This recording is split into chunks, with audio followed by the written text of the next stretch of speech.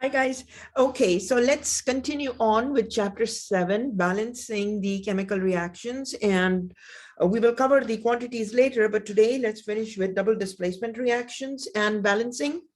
And then we are going to look at the combustion reaction, and then we will look at the redox reactions. Okay, so first of all, double displacement reaction. What are double displacement? Double, as it says double, that means A and B will switch places with C and D. So keep this in mind that A is a metal and metal ion, or it's basically a cation, and B is going to be either a polyatomic ion or it's a non-metal. Okay, either a non-metal or a polyatomic ion. So when it's an ion, so when we say ion, that means an ion. Okay, same is the story with C. C is a metal and therefore a cation with a positive charge. D would be a polyatomic ion or it can be a non-metal.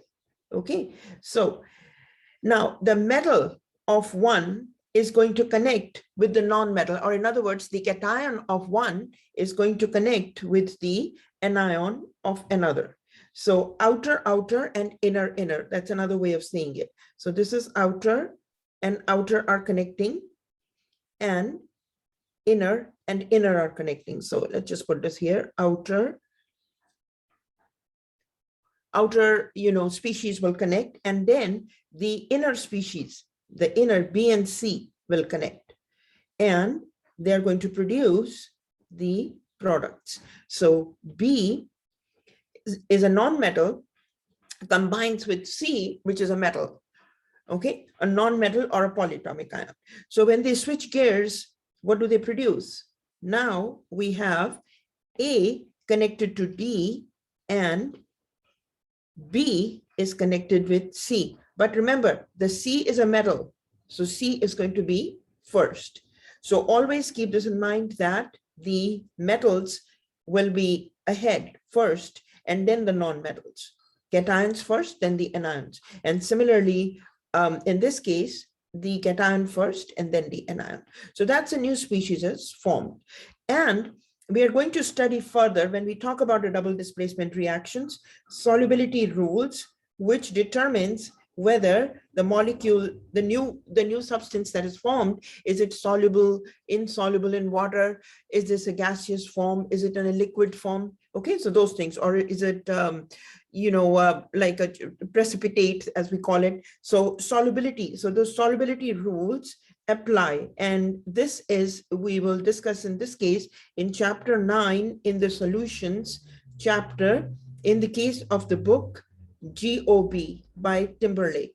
But some other books may have the solubility rules right here. So what I've done is I have uploaded the videos. So if you want to know that, watch the video on solubility rules. Okay, watch the videos on solubility rules and double displacement reactions. And with that said, because these rules, solubility rules, determine, which compounds are going to be solid, which means a precipitate, and which ones are going to be aqueous, which is soluble in water, right? Aqueous means soluble in water. Okay, so which ones are soluble in water? And so these, you can watch the videos, and there is also the concept of net ionic,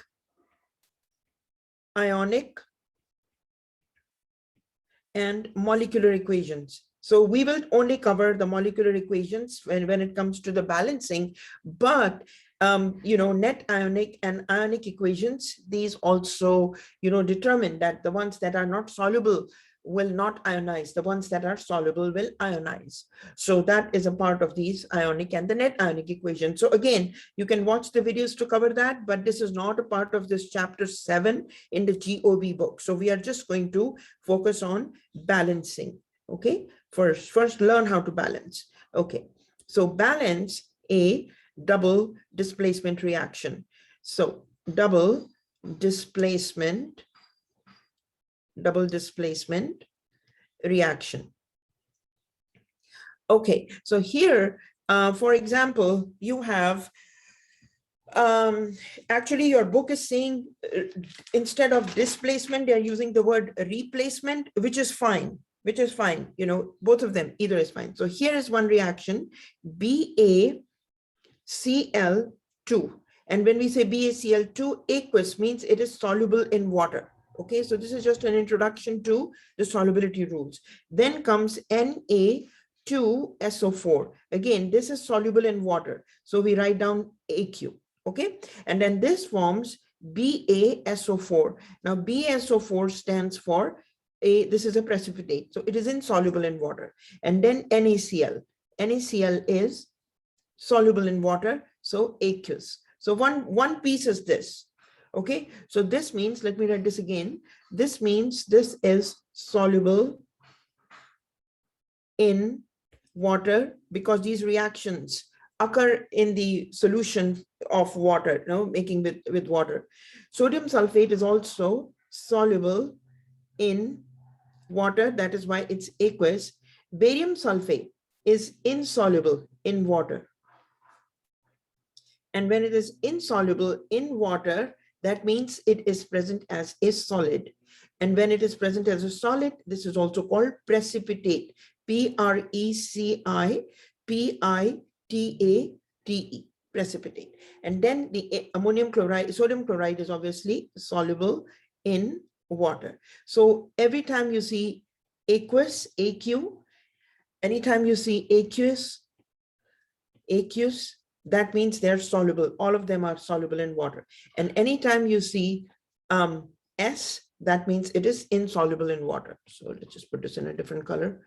Anytime you see S, that means it's insoluble in water. So keep those two things in mind. Next thing is if you look at the outer, inner. So this is barium and this is chlorine. So this is made up of barium and chlorine. This is made up of sodium and this is made up of sulfate. This is made up of barium and this is made up of sulfate, polyatomic ion. This is made up of sodium and this is made up of chlorine. So outer, inner. So barium is connecting with barium and chlorine. Here sodium and sulfate. And here you have barium and this is sulfate and this is sodium and this is chlorine.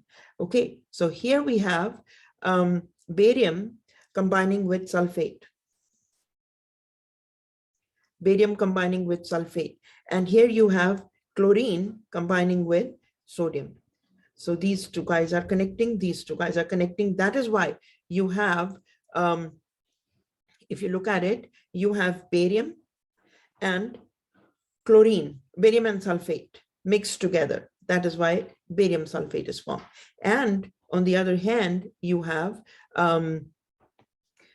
chlorine and sodium mixing together. So that's why sodium chloride. Okay, so these are the basic things. Now let's look at the balancing. So we see that there is one barium. And right now, when balancing, it's okay to not use charges. So ideally for the ionic compound you do, but sometimes it's too much for the students who are just learning. So for molecular equation, this is a molecular equation. Molecular. When there are no charges. Okay. The molecular equations are written like this. So for molecular equations, okay, it is okay not to put charges while balancing. Okay, so this is like a little, because it gets too much for the students. So I'm going to just put this here, a little note. So, you know, we just want to see the coefficients. So now let's look at, so there is one barium atom and there are two chlorine atoms. There are two sodium atoms. There is one sulfate ion. Okay, so another thing is that it's okay to keep if the polyatomic ions are not breaking. Breaking means that they are not producing anything in the products, right, are breaking. Or if the polyatomic ions, rather, let me put this here, if polyatomic ions are seen, if the same polyatomic ions is seen, if the same polyatomic ion is seen on both sides of the equation, on both sides of the equation, on both sides of the equation, then do not break the polyatomic ion. Keep it as intact as one. So this is another thing. Okay. Now we are going to look at, so that's why I said sulfate is just one. Okay. So remember that when we write a BaCl2, that means that when we write, let me write this here, BaCl2, this means that this 2 applies to chlorine. That is why you have 2 chlorines. Okay. Similarly, let's look at this one, Na2SO4. Na2SO4. So it's very important you recognize the polyatomic ion. This is one polyatomic ion sulfate. So that is what it is. And there's only one. And this 2 applies to, this 2 applies to sodium. And this is this 2 right here. Okay.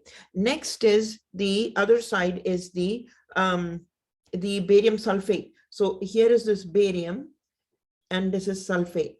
So this means that, remember, the sulfate is not changing. Sulfate is just right here. Okay, so here is the, we see that this is one barium and one sulfate. Okay, and then you have the NaCl. NaCl means there is one sodium and there is one chlorine. So here is one sodium, Na, and one chlorine. Okay. Now, what is not balanced? So always look for that what is not balanced. So check for what is not balanced, means not the same on both the sides. So we see that here, we see that barium is 1 and barium is 1 on both the sides. So that's balanced. Look at sulfate. Sulfate is 1 and then the sulfate is also 1 on the other side. So sulfates are balanced. Okay, 1 and 1. So that's balanced. Next is, you see the chlorines and the sodiums are not balanced. So if you have here 2 chlorines, you have 1 chlorine, not balanced. You have 2 sodiums and 1 sodium. So what are you going to do? You are going to put 2 in front of sodium chloride. So when you put 2 here, this 2 applies to sodium and this 2 applies to chlorine. So when you put 2 in front of that, this 2 applies to sodium, applies to chlorine. So 2 times 1 sodium, 2 times 1 chlorine makes 2 sodiums and 2 chlorines. So this is how you will get the, this is how you're going to get the sodium and the chlorines balanced. So where is that?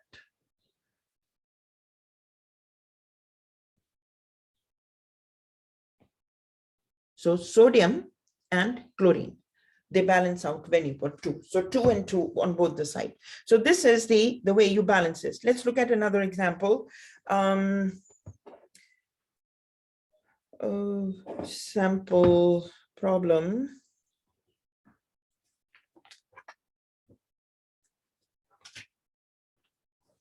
Get some from the book. Okay, here is problem.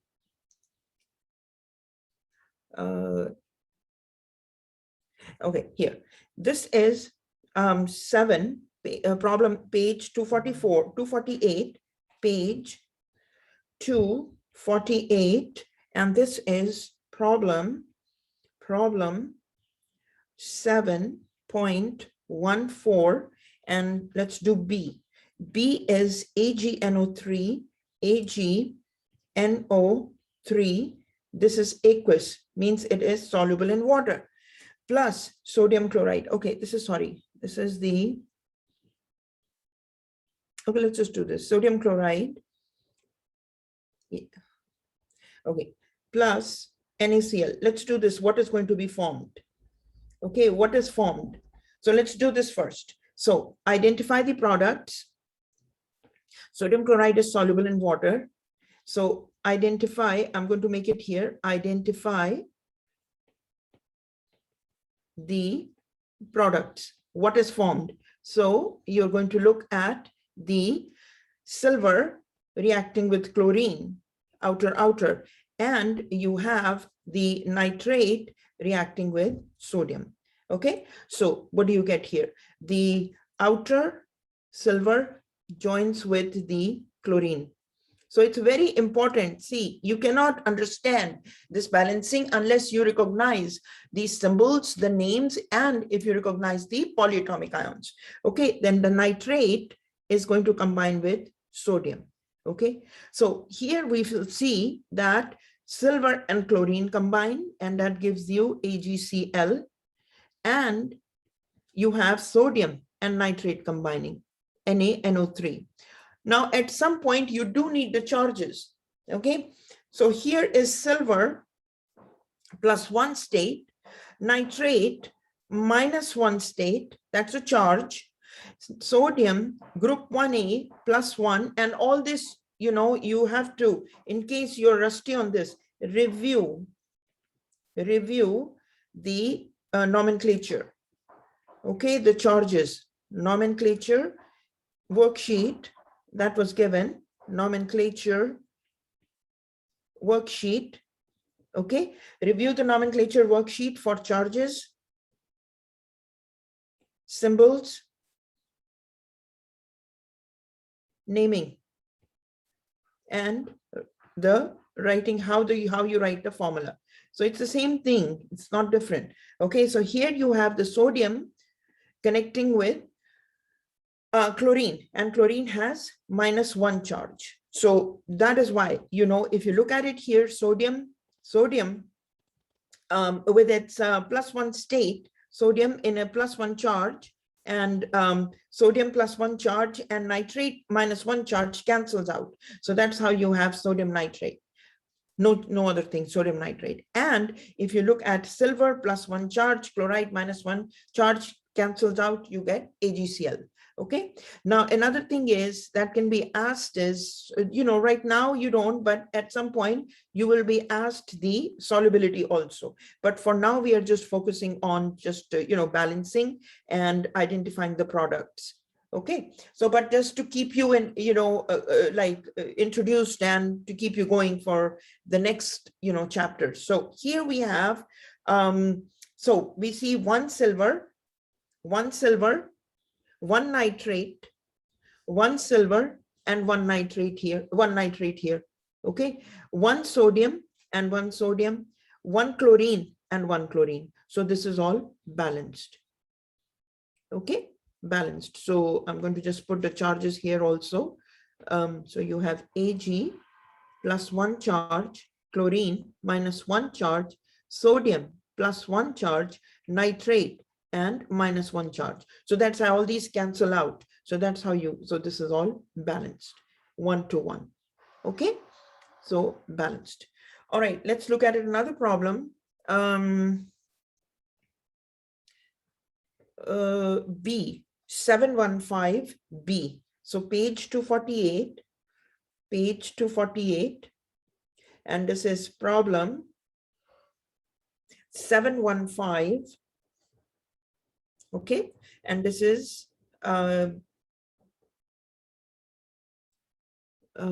let's do D, that is important part, problems, this is D.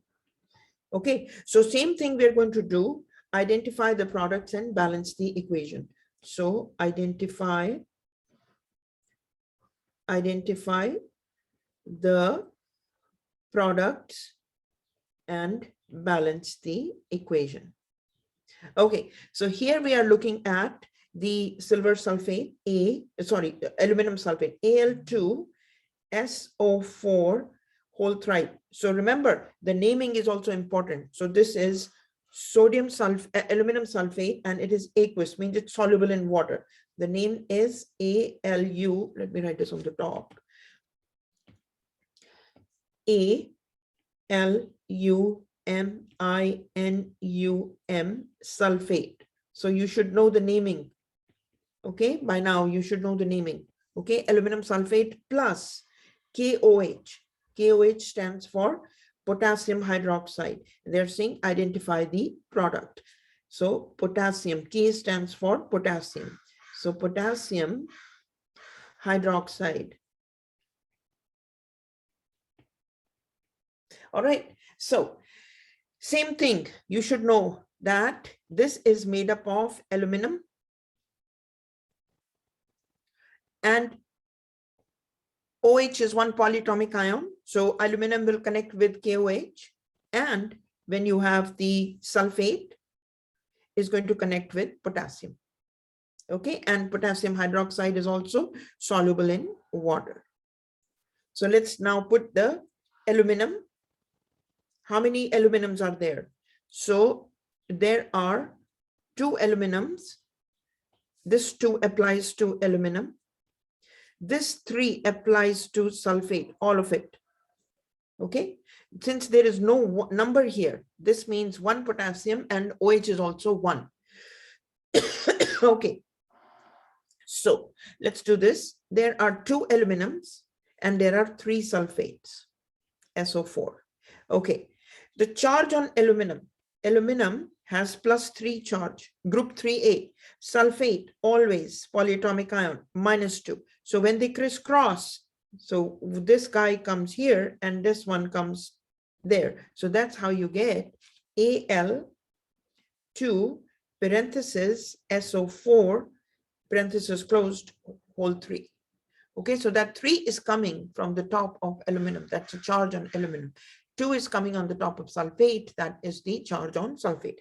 All right. And then we have 1 potassium mixing 1 potassium and 1 OH. Okay. So here potassium has +1 charge. OH has -1 charge. That is why when these charges cancel out, that is why we just have KOH. So these guys are just 1 to 1. So we have KOH. Okay. So from time to time, I do continue, charges and naming and writing the formulas. All these are very important. Anyways, now we have aluminum and hydroxide meeting together. So we have aluminum and hydroxide. So aluminum and hydroxide, when they meet, remember that aluminum is bringing +3 charge and the hydroxide is bringing -1 charge. Okay, so this 3 goes and the subscript of OH, and this negative charge comes here. So remember, we don't write the negative charge, we just write 1. So this becomes Al parenthesis OH parenthesis closed whole 3. All right, and so whole 3.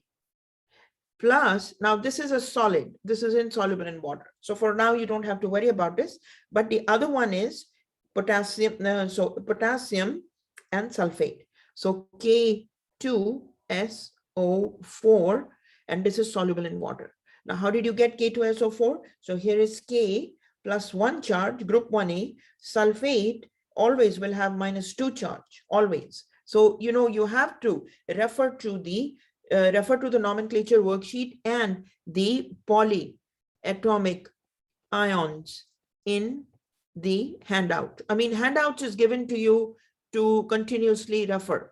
Okay, so look at that. Okay, anyway, so this number comes here and we don't write 1, and this one comes here, and this becomes K2SO4. K2SO4. Okay, potassium sulfate. All right, and now we have so we have here 1 aluminum. Remember that if there is no number, if there is no number, That means it's 1. But this 3 applies to OH together.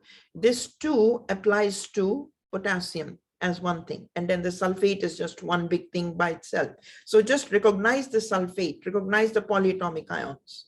Okay, so now we are going to we will have 3OH. And I'm not putting the charges yet on when I'm balancing, identifying, as you know, I've already shown you the charges, but when you're balancing, it's okay not to put the charges, just put it at the atomic level. So 2 potassiums and there is 1 sulfate.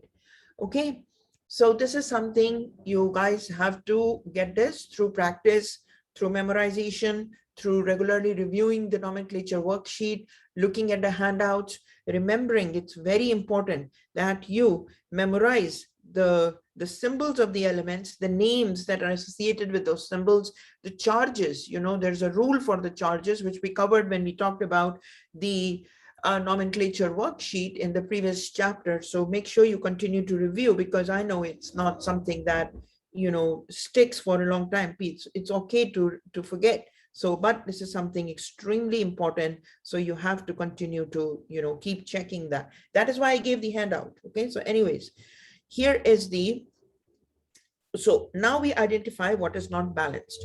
So we see that in this case, we see that aluminum, there are 2 aluminums here and there's only 1 aluminum here.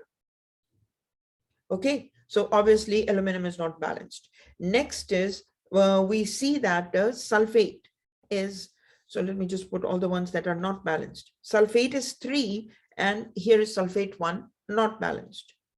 Potassium is 1, potassium is 2, not balanced. OH is 1, OH is 3, not balanced. So all of them are not balanced. Okay, so we have to balance it now. So what will we do? We are going to, let me just show you let's just go down, because it's best to, you know, show this.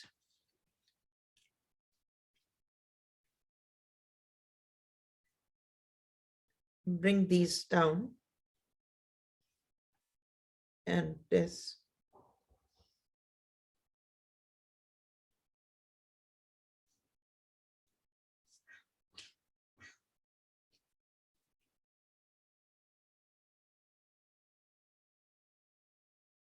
Okay, so let's just do this again, and I'm going to just make it on a smaller thing. So aluminum sulfate and KOH. Aluminum. Okay, so now I have written the same equation on the next page, and I have removed all the clutter of, you know, the solubility, which related to aqueous, sulfur, solid, and, you know, the charges, and then so then we can just focus on only the number of atoms or the number of moles. And, you know, like I said, that while balancing,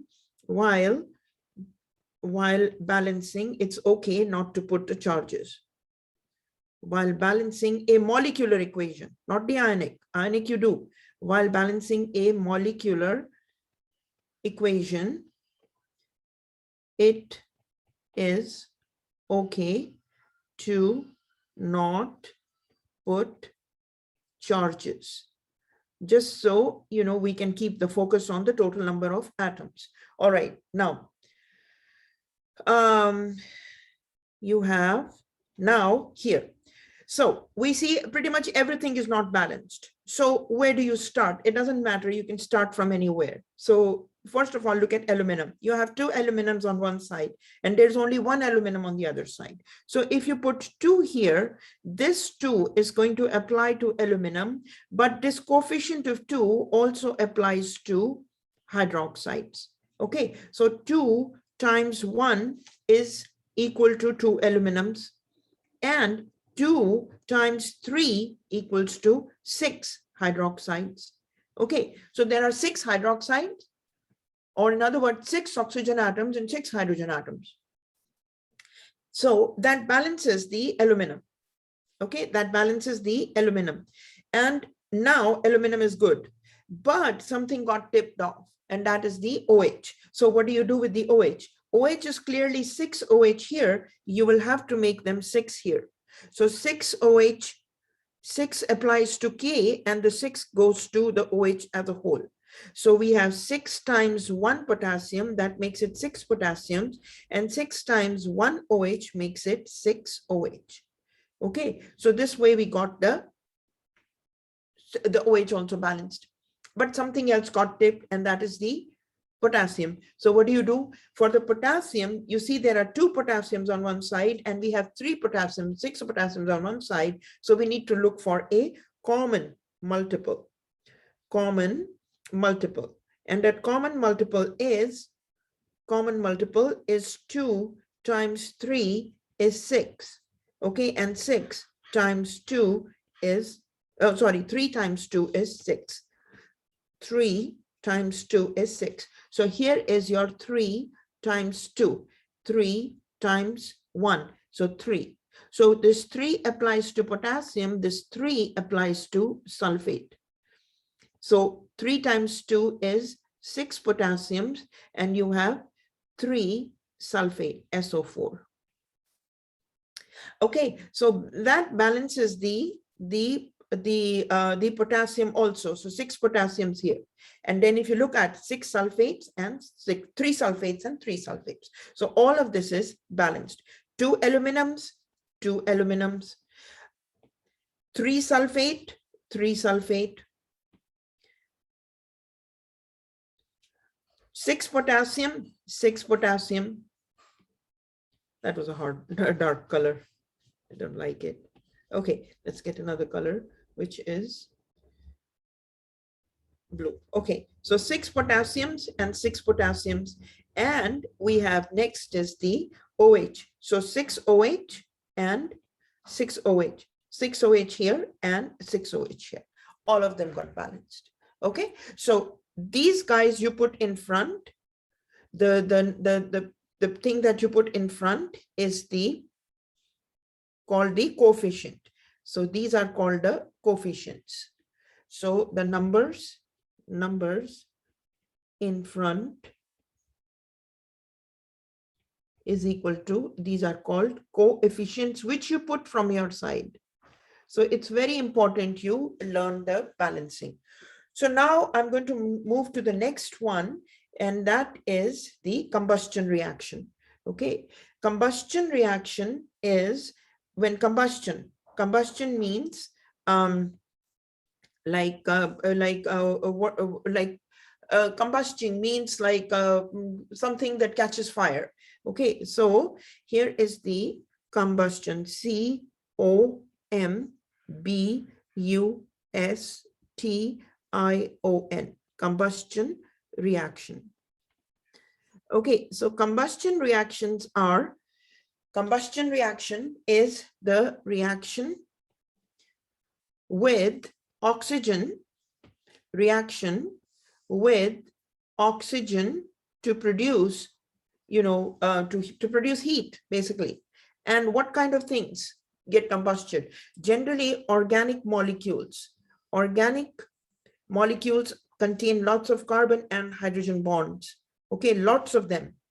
So when they react with oxygen, that means they are heated up. They're burning, basically, in oxygen. So all of them are going to produce carbon dioxide as a gas. And because it's a lot of heat is involved, so water also gets evaporated. So water is also in the gaseous form. Plus, lots of heat is produced. Okay, and for the heat is generally shown like a triangle. That's a symbol for heat. Okay, so very simple reaction is, let's say, and then there are other reactions also, like for example, metals. Okay, metals, when they react with, generally combustion reactions are these, not the other one was the oxidation reduction. We'll look at that.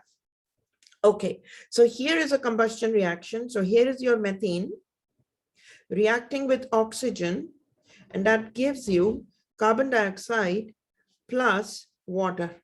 Now here, where do you start? And then of course the heat is produced. So normally we don't write heat, but heat is a part of the product. Okay, here always start from, there is a rule for this. So always the rule in balancing the combustion reactions of organic compounds is that you always first start with,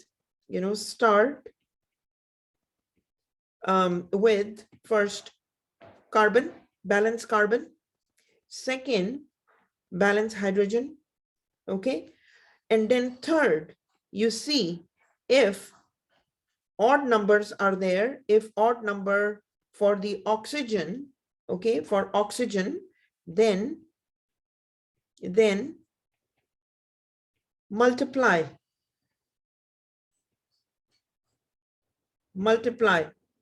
the rest with 2, okay? And then the fourth is after leave, so not leave oxygen for now, or in other words, leave oxygen. So multiply the rest with 2 and accept oxygen. And then the last is, the fourth is you balance the oxygen. Okay, so let's do this. So I'm going to bring this here.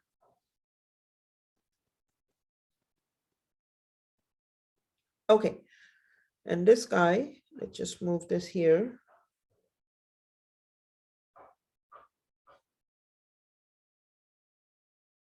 Okay.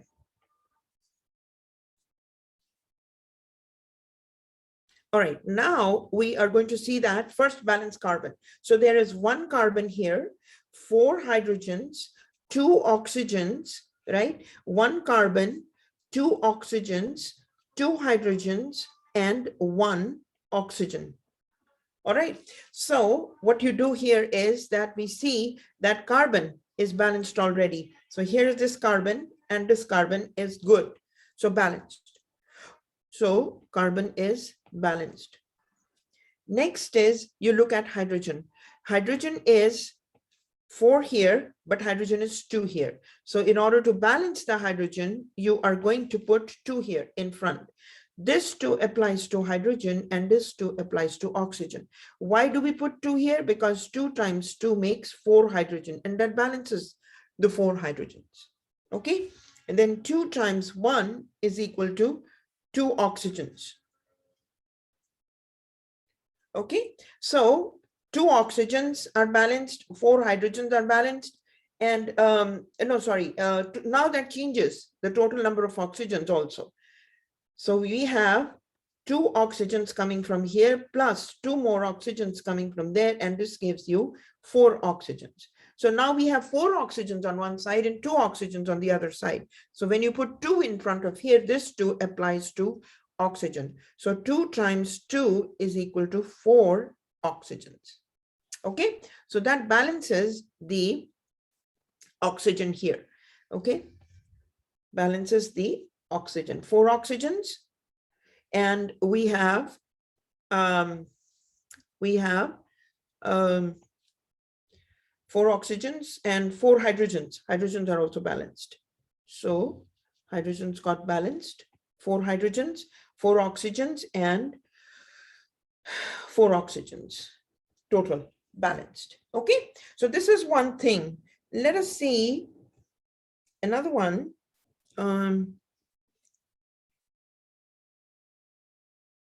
Yeah, 714.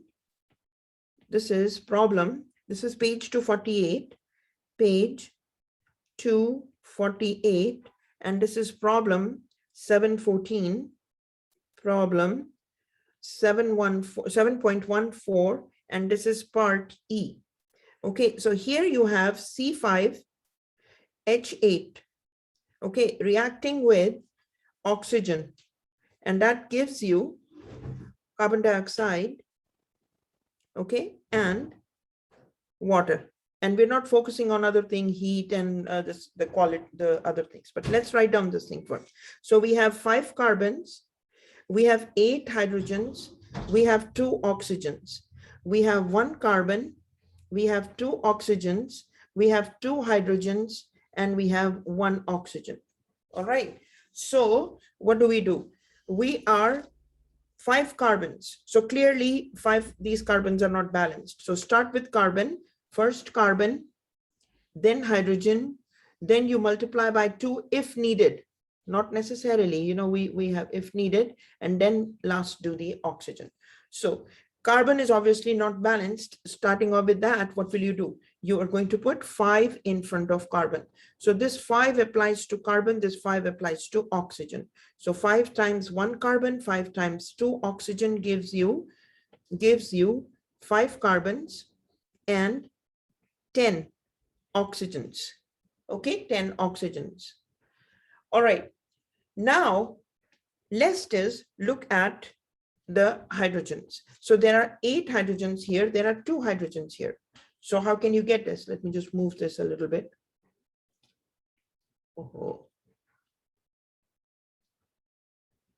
Okay, so now we have eight hydrogens on one side and we have 2. So we can make this 8 by putting 4 here. 4 times 2 is 8, and this changes the oxygen also. So 4 times 2 is 8 hydrogens, and 4 times 1 is for the oxygen is 4 oxygens. All right. So how much do you get here? Hydrogens are 8 balanced. Oxygens, sorry, the carbon is 5 and 5 balanced. Now focus on oxygen. So there are 10 oxygens plus 4 oxygens. So total becomes 14 oxygens. So 10 oxygens plus 4 oxygens is equal to 14 oxygens. Okay, so we have 14 oxygens. All right, now we have to make this 14. So what will you do? We will, in this case, you will put 7 here. This 7 times 2. 7 times 2 is equal to 14. So that balances the oxygens also. Okay, so this is how you balance these combustion. Now comes the last part, which is the redox reactions, oxidation reduction reactions, oxidation and oxidation reduction.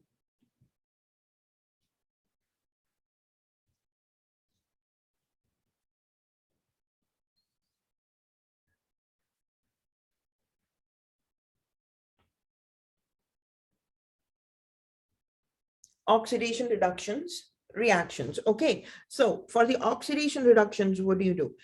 First of all, understand what do you mean by oxidation and what do you mean by reduction. Okay, and so there's a lot of things, you know, that go with this. I mean, balancing by the half cell method, balancing by the, as you know, the acidic solution, basic medium, acidic medium, all that I have covered in my lectures, but those are in the Chem 1A. So those students who are preparing for Chem 1A class can also watch those videos in which, you know, the half cell method is there, but that's not covered for this class. So you basic, very basic. So when we talk about oxidation reduction reactions, keep that in mind, a few things. Single displacement reactions, single displacement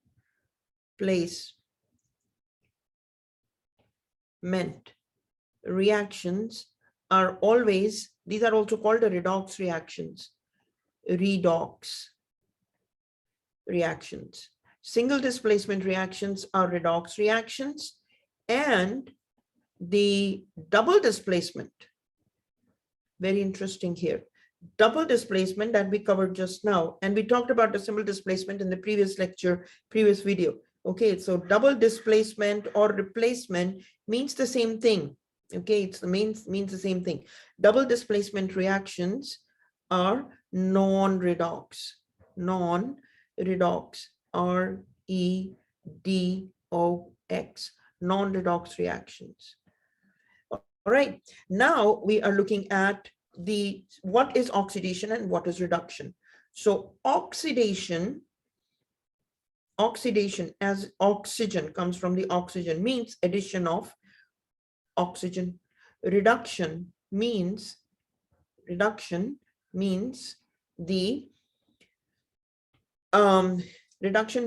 removal of oxygen. So addition of oxygen. reduction of oxygen. Okay, and now let me just put this here properly. Addition of oxygen. Reduction of oxygen. It also means, or in other words, removal, not reduction. Sorry, what am I doing here? Removal of oxygen. Here, removal of hydrogen is oxidation. Here, addition of hydrogen is reduction. Now, another thing is removal of electrons, or in other words, giving away of electrons. Giving of electrons means oxidation. Reduction is removing, accepting electrons or taking in electrons, most commonly accepting electrons. Okay, and this means that accepting electrons and taking in electrons, is reduction. Oxidation also means increase in oxidation number, and this means decrease in oxidation number. Okay, oxidation number. Now, okay, here is another thing. Things that get oxidized act as reducing agent. So keep this in mind, that reducing agents,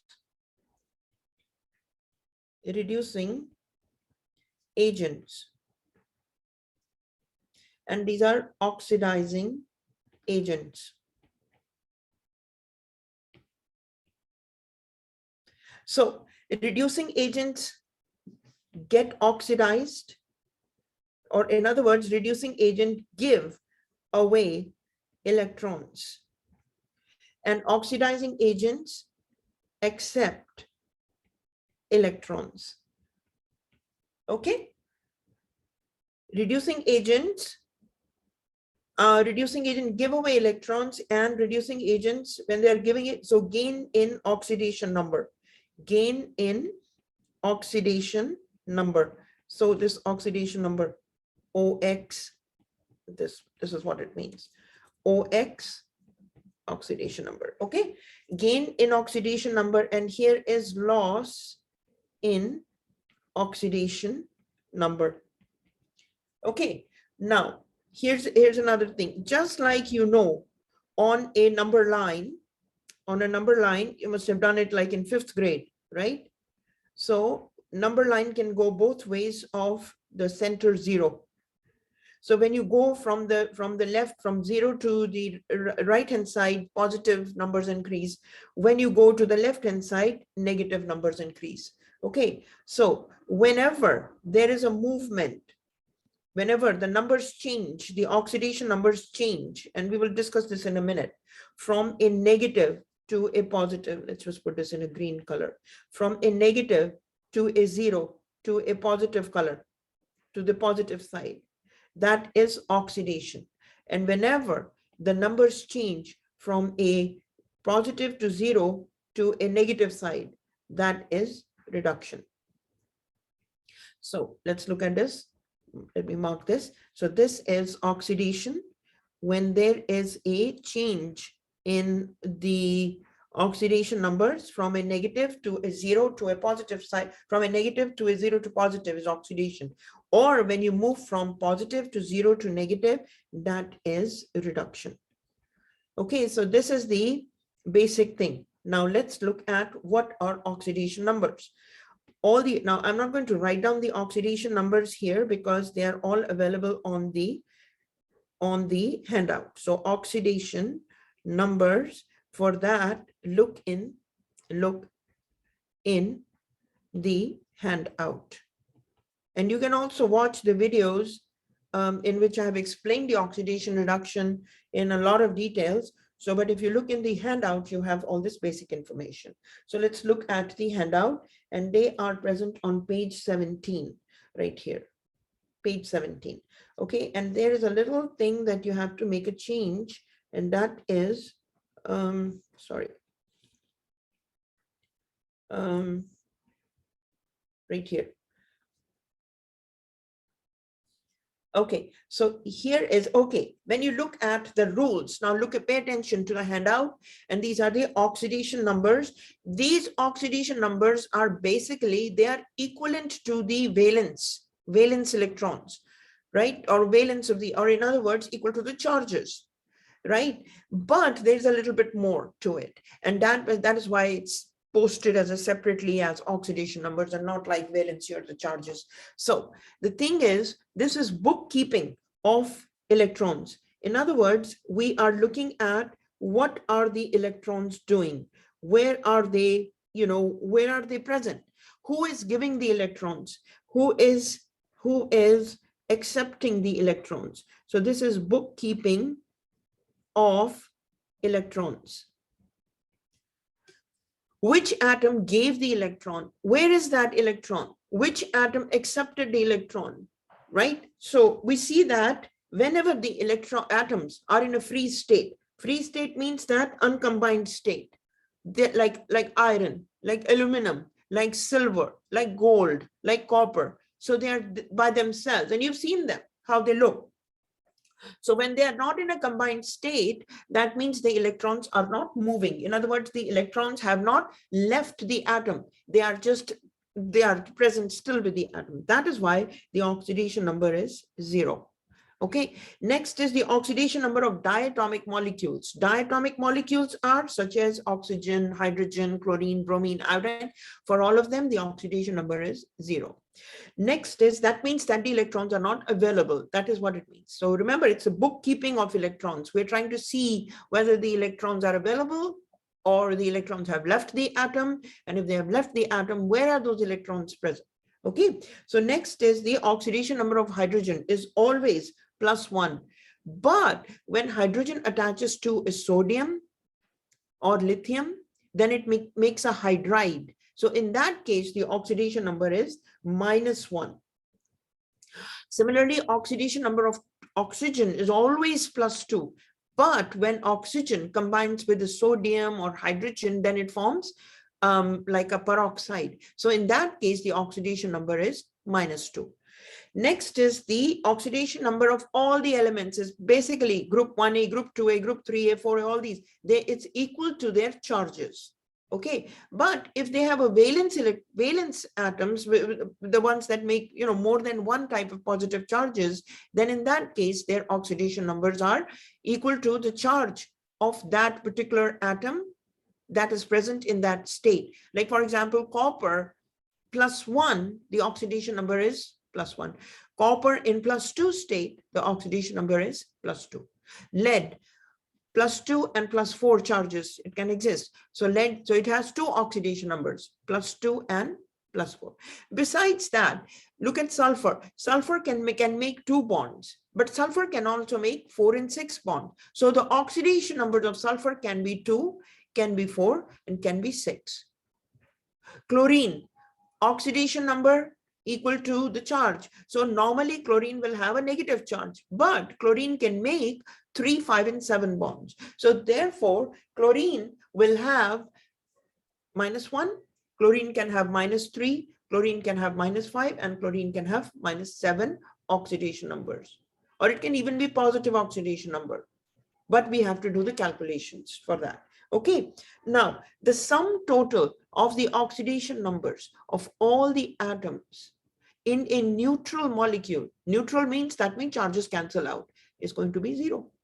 But the oxidation number of the elements of all the, if you combine the oxidation number of all the elements or atoms in a ion, polyatomic ion, then it equal to the charges of the polyatomic ion. Okay, now this is the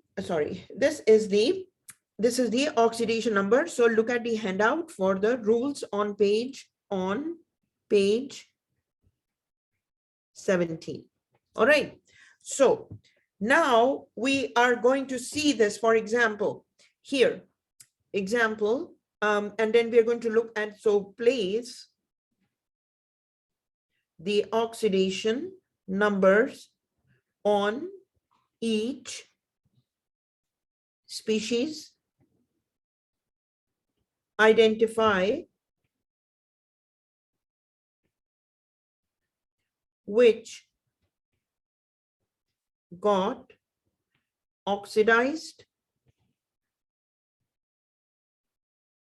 and which got reduced. And so these are the type of questions, you know, that are going to be asked. And then second is identify which ones got oxidized, which one got reduced, and then which one is acting as the oxidizing agent. Oxidizing agent, we can show as, we can write it as OA, okay? And reducing agent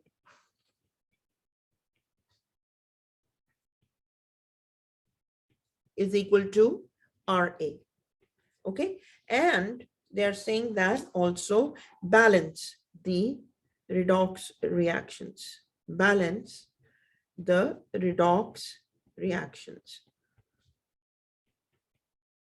Okay, so when we say balance the redox reactions, we are basically looking at balancing the electrons, balance the electrons. And how do you do this? So here it is, here's an example.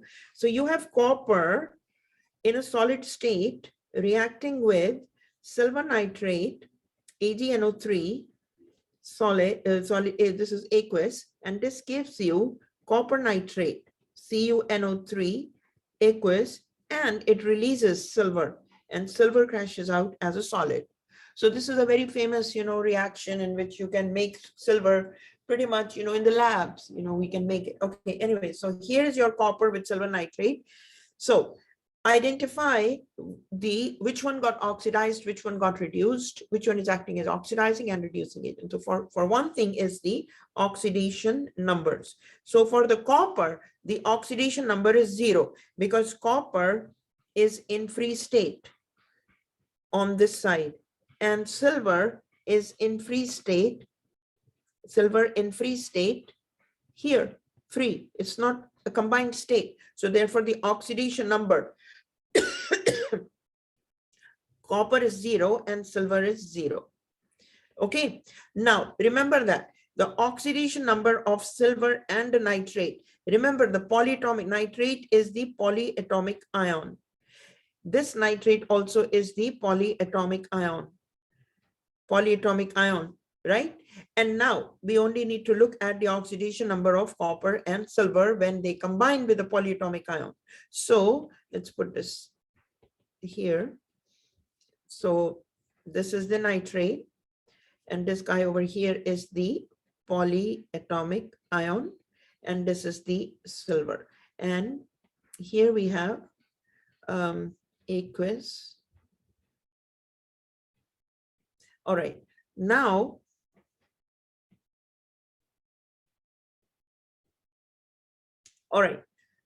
we have so we see that for the nitrate, remember nitrate is, the charge on the nitrate is -1. The charge on nitrate is -1. Okay, so if the charge on nitrate is -1 and this is a neutral atoms, both of them, they don't have any other charges. So charge on silver is +1 and the charge on copper is +1. Okay, so these very important back to square one, knowing how to write the formulas. And so I'm going to just put here that the silver has a +1 charge because it is bonded with nitrate, NO3, and nitrate is -1 charge. Okay, and here you have copper has a +1 charge because it is bonded with nitrate, and nitrate has -1 charge. Okay, so now let's look at the overall picture, what's happening. We see that copper goes from a 0 state to a +1 state. And we see that silver goes from a +1 state to a 0 state. So write this down here. Copper going from a 0 state to copper +1 state. That means increase in oxidation number, increase in oxidation number. Back to this line over here, going from a 0 to the plus side is increase in oxidation number. This is increase in oxidation number, and that whole process is oxidation. So reduction is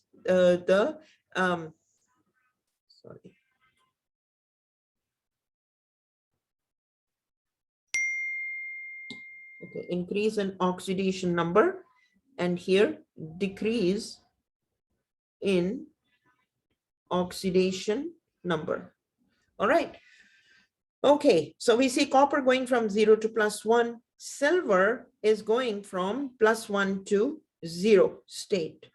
0 state. So this is decrease in oxidation number. So which one got oxidized?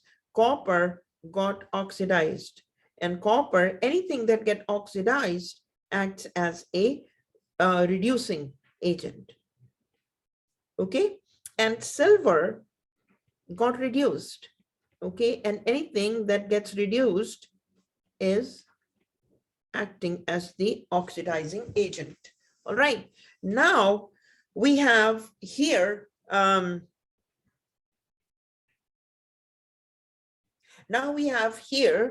in this case, if you look at it, copper gave away 1 electron. So copper was 0. It did not, it gave away -1 electron. Okay, and that made it copper +1. Okay, so how do we balance this? Let's do this. So copper 0 gives away 1 electron. So that 1 electron is here. Okay, and silver had a +1 charge. It takes that 1 electron. That is why it becomes 0. Okay, so when you add these two, when we say balancing, bookkeeping of electron balancing, so how many electrons were involved in this whole transaction? Only 1. And in the end, these electrons get canceled out. So when you add up, what is the net ionic equation? The equation is copper going from a 0 state is added to silver +1 state, and this gives you copper +1 and silver 0. So this is the net ionic equation, net ionic.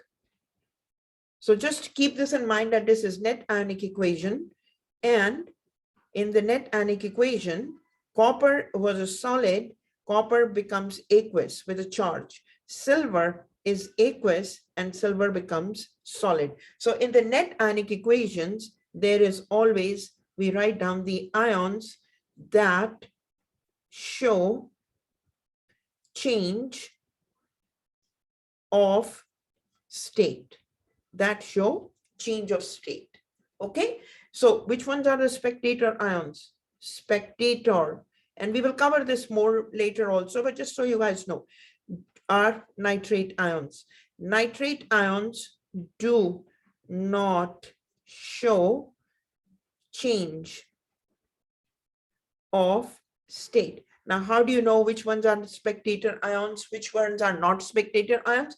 We are going to study more when we study the solubility rules, and that solubility rules should have been in this chapter, but they are given in the chapter 9.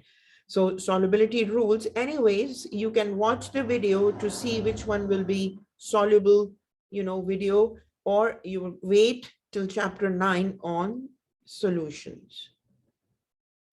All right. So these type of questions can be asked: identify the reducing agent, identify the oxidizing agent, which one got oxidized. So, these type of tests on the test. And I'm not going to ask you to balance them, but as far as you can do these this type of simple stuff. Okay. So, all right. So let's see if we can do one more. Yeah, let's just do one more, just in case, So here we have one more example. of zinc, zinc and copper ions. In this residual, zinc is oxidized, is 2 electrons. Zinc plus copper sulfate. Yeah, here is this zinc reacting with copper sulfate. This gives you zinc sulfate and copper. Okay, copper. So basically, when we want to electroplate, basically that's where, you know, the actual, this thing is in electroplating. The use of this is also in electroplating. So electroplating, to understand how many electrons are being released, and, you know, so this is an example. Oh my God, sorry. Just give me 1 minute. Electroplating. Okay, so here we have, if you look at this zinc, copper sulfate. So something is made up of zinc and we want to put copper on it. So this is how, you know, you do this. So yeah, so how many electrons are involved and what's going on? So here we see zinc, the oxidation number is 0. Sulfate, the charge on the oxidation number is -2. Therefore, the charge on oxygen will be +2. It's a neutral molecule, as you can see, CuSO4, no charge. Similarly, sulfate, charge -2. Zinc, charge +2. Always put the charges and the oxidation numbers. And copper is 0, oxidation number.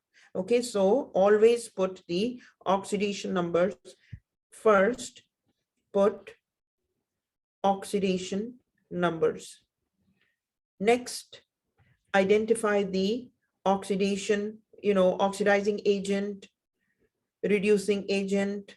Remember that the oxidizing agent gets reduced and the reducing agent gets oxidized. And then that's the second step. And then the third step is balance. And generally we balance, when we balance it, we actually look at the electrons and we balance the electrons, and everything else gets balanced after that. All right, so what do we see here? We see that zinc has gone from 0 to +2 state. Okay, so that means zinc is oxidized and zinc is acting as a reducing agent. That means zinc is the one that is giving away electrons. So zinc is giving electrons. Okay, this is one piece. Next is copper. Copper has gone from +2 state to copper 0. So that means copper is reduced. And when copper is reduced, it is acting as the oxidizing agent. That means copper is accepting or gaining electrons. Okay, gaining electrons. So in that case, what happens? When you do this, so let's look at the balancing now. Balancing. So here is a situation. So you have zinc, when it's 0 here, that and it becomes zinc +2, that means zinc has given 2 electrons.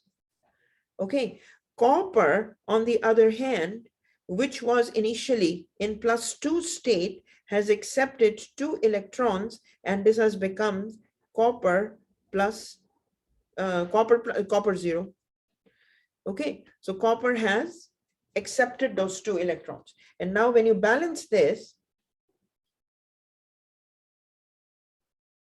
a second.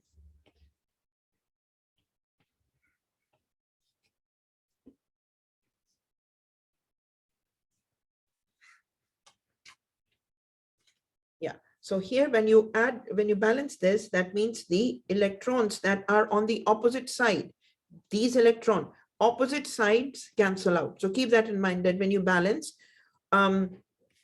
opposite that are on the same